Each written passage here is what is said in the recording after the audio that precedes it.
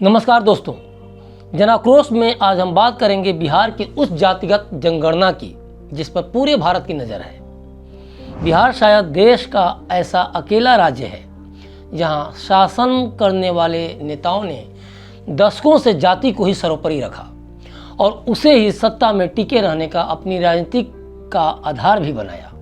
इसलिए जाति जनगणना अगर बिहार में सबसे पहले हुई तो इसमें कोई अचरज वाली बात नहीं है और यही कारण है कि आज भी बिहार मानव विकास सूचकांक में देश में सबसे निचले पायदान पर ही है। नीतीश हों या तेजस्वी, किसी को कोई चिंता नहीं है कि बिहार के लोग आखिर रोजगार और अधोसंरचना विकास के अभाव में राज्य को छोड़कर आखिर क्यों जा रहे हैं। 80 के दशक में बिहार के साथ मध्य प्रदेश, राजस्थान और उत्तर प्रदेश भी बीमारू राज्य की श्रेणी में थे, लेकिन 40 सालों में ये तीनों राज्य विकास की दौड़ में बिहार की तुलना में बहुत आगे निकल गए हैं। लेकिन बिहार जातियों की गिनती करके ही खुश है। ये देखा जाए तो एकदम सही है कि बिहार की राजनीति में जातिवाद एक वरदान बनकर आई है और वहाँ की जनता के लिए एक अभिशाप बनकर, जिसको जातिगत जनगणना ने और अधिक हवा दे दी है। बिहार की नीतीश सरकार ने जाति आधारित गणना के जो आंकड़े जारी किए उसके अनुसार राज्य की कुल आबादी में ओबीसी और ईबीसी की हिस्सेदारी 63% है।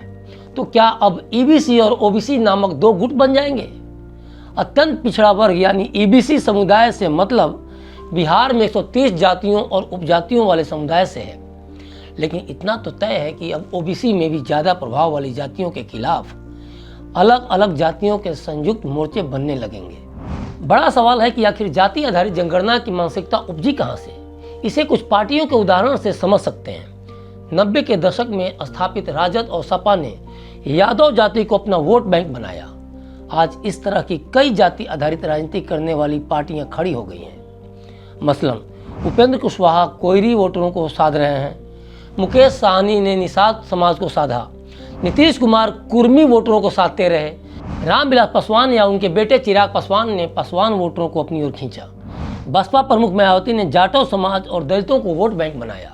वहीं हरियाणा में दुष्यंत चौटाला की जेजेपी ने जाट वोटरों को वोट बैंक बनाया। मतलब जितनी जाति उतने दल और सब ने जी भरकर तुष्टीकरण किया और यही पार्टियां अपने वोट बैंकों को समझने और उस पर मंथन करने के लिए जातिगत जनगणना करवाईं। बल्कि कुछ पार्टियों के पास न तो दूरदृष्टि है और न ही राज्य में देश को लेकर कोई भविष्य की योजना, लेकिन उन्होंने जनगणना को तुष्टीकरण के खेल का माध्यम बनाया और वोट बैंक को मजबूत किया। जातीय जनगणना के फायदों को लेकर कुछ नेताओं का कहना है कि इससे हमें यह पता चल सकेगा कि देश में कौन जाति अभी भी पिछड़ेपन की शिकार है। उनका यह कहना है कि अगर आंकड़ों से पता चल जाता है कि कौन जाति संख्या में कितनी है तो पिछड़ी जातियों को आरक्षण का लाभ देकर उन्हें सशक्त बनाया जा सकता है। वे ये भी कहते हैं कि जातीय जनगणना से किसी भी जाति की आर्थिक, सामाजिक और शिक्षा की वास्तविकता का पता चल जाएगा। इससे उन जातियों के लिए विकास की योजनाएं बनाने में आसानी होगी। दूसरी तरफ जातीय जनगणना के नुकसान को लेकर कुछ नेता इस बात पर ध्यान दिलाते हैं कि ब्रिटिश सरकार और बाद में आज़ाद भारत की सरकारों ने जातीय जनगणना की मांग को मानने से इनकार किया। नेताओं का कहना है कि जातीय जनगणना से देश का सामाजिक ताना बाना बिगड़ने का खतरा भी रहता है। साल 1951 में भी तत्कालीन गृह मंत्री सरदार पटेल ने यही बात कहकर जातीय जनगणना के प्रस्ताव को खारिज कर दिया था। तो कुछ नेता परिवार नियोजन को लेकर सवाल खड़ा करते हैं। उनका कहना है कि यदि किसी समाज को पता चलेगा कि देश में उनकी संख्या घट रही है तो उस समाज के लोग अपनी संख्या बढ़ाने के लिए परिवार नियोजन अपनाना छोड़ सकते हैं। इससे देश की आबादी में तेजी से इजाफा होगा। मंडल आयोग की सिफारिशों के 33 साल हो गए। आज एक बार फिर जातीय राजनीति की आग को हवा दी जा रही है तो इसके पीछे वही नेता हैं जो पिछले 33 साल से शासन कर रहे हैं। हर बात में सामाजिक न्याय की बात करते आए हैं। फिर उनके सामाजिक न्याय का क्या असर हुआ? अगर वे सामाजिक न्याय से संतुष्ट नहीं हैं तो कसूर किसका है? 33 साल से शासन तो उनका ही था। फिर राज्य इतना पीछे कैसे रह गया कि उन्हें आज ये नए पैंतरे अपनाने पड़ रहे हैं? और क्या इन पैंतरों से लोग विकास के मुद्दे भूलकर जाति को वही वोट करेंगे? कुछ हद तक परिणाम ऐसे पैंतरेबाजी के पक्ष में आ सकते हैं, लेकिन फाइनली जनता को विकास चाहिए और वो विकास करने वालों को ही वोट करेगी। राहुल गांधी जब ये लिखते हैं कि जितना आबादी उतना हक, तो मुस्लिमों का एक सिंपल सा सवाल उनसे है कि अगर 18% उनकी आबादी है तो हक कम क्यों? क्या राहुल के पास उनके इस सवाल का जवाब है? या राहुल अपने ट्वीट में ये लिखकर कि बिहार में OBC plus SC plus ST की जनसंख्या 84% है, क्या राहुल जनता को गुमराह कर रहे हैं? या बहुत चालाकी से ट्वीट में हिंदुओं की जनसंख्या न बताई जाए और न ही ये शब्द इस्तेमाल किया जाए, क्या ऐसा मैसेज दे रहे हैं? एक बड़ा सवाल यह है कि जातीय जनगणना हुई तो पिछड़ी जातियों को मिलने वाले 27% आरक्षण का क्या होगा? ओबीसी को लेकर 92 साल पुराना आंकड़ा कहता है कि देश में इनकी संख्या 52% है, और अगर बिहार की तरह ही देश में जातीय जनगणना के आंकड़े भी इसी तरह आते हैं तो ओबीसी की केंद्रीय सूची में संशोधन करना होगा, और अगर ऐसा हुआ तो इससे आरक्षण बढ़ाने को लेकर देश भर में विरोध प्रदर्शन होंगे, जिससे जातियों के बीच खाइयां बढ़ती जाएंगी। ये भी सत्य है। क्लिक इंडिया शुरू से कहता आ रहा है कि 2024 से पहले वो सब कुछ होगा जो भारतीय राजनीति में पहले कभी नहीं हुआ, और इसके लिए वो पार्टियां और उनके नेता वो सब करेंगे जिससे वे चुनाव जीत सके। इस नज़र से देखा जाए तो जाति आधारित जनगणना का एक दूसरा कारण है भाजपा के हिंदुत्ववाद को चुनौती देना। जाति जनगणना को हवा देने वाले नेताओं को लगता है कि अगर देश का हिंदू जातियों में बढ़ जाएगा तो पीएम मोदी को कड़ी टक्कर दी जा सकती है, क्योंकि उन्हें पता है कि किस तरह से 2014 और 2019 में मोदी लहर में जातिवाद की हवा निकल गई थी। सभी जाति के लोगों ने जाति से ऊपर उठकर नरेंद्र मोदी के नाम पर वोट दिया था।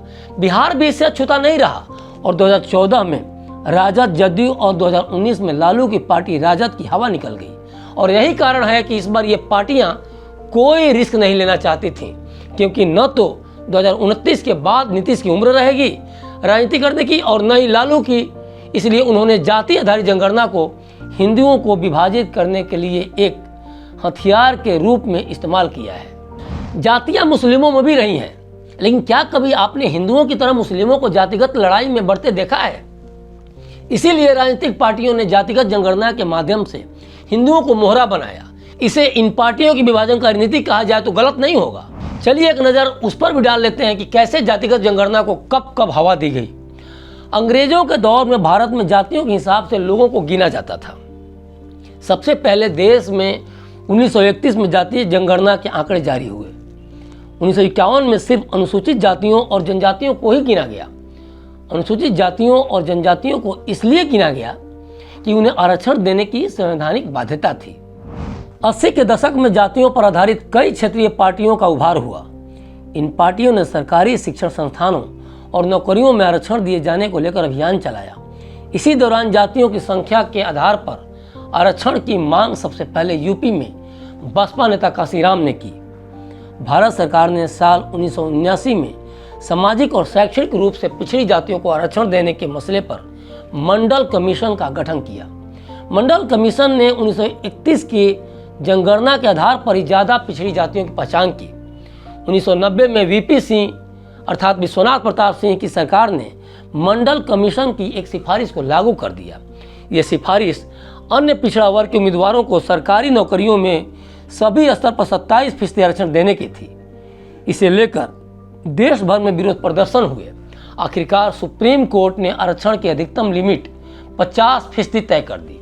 हालांकि बिहार की जातीय जनगणना के कारण आने वाले समय में सरकारी नौकरियों और शिक्षण संस्थाओं में आरक्षण की सीमा सुप्रीम कोर्ट के 50% की लिमिट को खत्म कर 70% तक करने की मांग जोर पकड़ सकती है। इस बात से इनकार नहीं किया जा सकता। हालांकि ये भी तय है कि ये संविधान में संशोधन करके ही संभव है। ऐसा कहना गलत नहीं होगा कि आने वाले समय में अगर ये जातिगत राजनीति भारत को टुकड़ों में बांट दे या एक बड़े जातीय संघर्ष की जमीन तैयार कर दे। इसकी शुरुआत हो भी चुकी है। राजद आईटी सेल से जुड़े आलोक चिक्कू ने ऐलान किया है कि अब सामाजिक न्याय होगा। सदियों से हकमारी कर रहे वर्गों के होश उड़ गए हैं। कोई ये कहते हुए धमकाता दिख रहा है कि हक नहीं दोगे तो ओबीसी अब छीन कर लेगा, तो कोई जंग का ऐलान की बात कह रहा है, कोई विशेष सत्र बुलाकर आरक्षण की सीमा बढ़ाने की मांग कर रहा है, कोई एससी आरक्षण बढ़ाने पर तत्काल सर्वदलीय सहमति बनाने की मांग करता दिख रहा है। देखा जाए तो संसद में राजद के मनोज झा ने ठाकुर का कुआं कविता पढ़ते हुए अंदर के ठाकुर को मारने की बात कह पहले से ही माहौल तैयार किया और ब्राह्मण बनाम राजपूत की लड़ाई का माहौल बनाकर जातिगत जनगणना के आंकड़े सार्वजनिक कर दिए।